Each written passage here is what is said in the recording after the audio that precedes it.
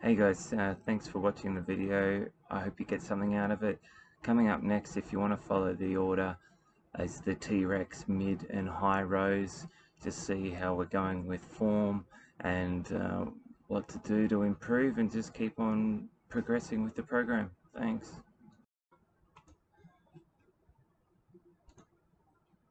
Just checking form, making sure I'm nice and straight from the heels through to the shoulders. Twisting motion's pretty good. Could probably get my shoulders moving a bit more forward, but other than that, control is quite good. I could possibly slow it down. Notice when I moved my head then, my posture went down a little bit, but actually it was just to check that the posture wasn't doing that. So ironically, that's what caused it. Going straight into high rows. Pretty good so far. Oh, my elbows are going up a bit too high. Yeah, still going up a bit too high. And my form, just ever so slightly, my abs aren't holding straight, so I'm not having perfect sort of plank between the heels and shoulders. So with the corkscrew T-Rex rows that I'm doing, there's a fair few things that are coming into play. Predominantly, there's two main things. There's core work and helping with posture, as well as trying to get the pulling motion happening and employing the right muscles.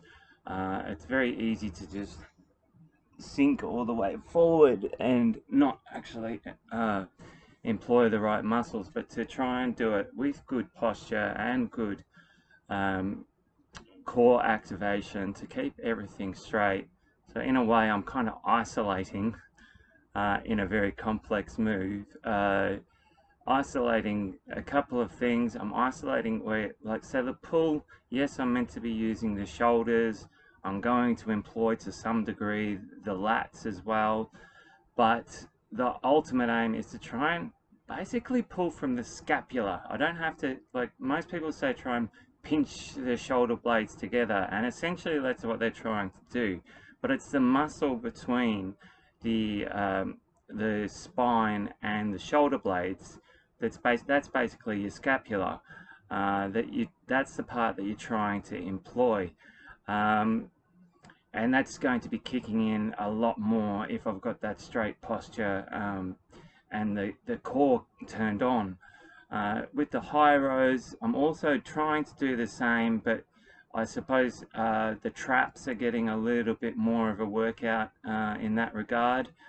I've been told by my mate just today I should switch that order around so that I'm doing the harder exercise, the high rows first of all, and then fatiguing all of those, the triceps and the lats, etc., so that when I go into mid row, I'm actually forced to use the shoulders and the scapula a lot more. Then also doing that twisting motion through each of the exercises is helping, because that's helping with rotator cuffs in the shoulder, and I've been told to try and twist from the shoulder, not from the wrist or from the forearm, because that's easy, but actually to do it like that, as if you're moving from the shoulder. It sounds weird, it can take a little while to get used to, but that's actually going to help with your rotator cuffs a lot more. And that's where shoulders pop out, because the rotator cuff's not doing the right thing. Not the only reason, but if they had a decent rotator cuff happening, the chances of a shoulder popping out are going to be a lot lower.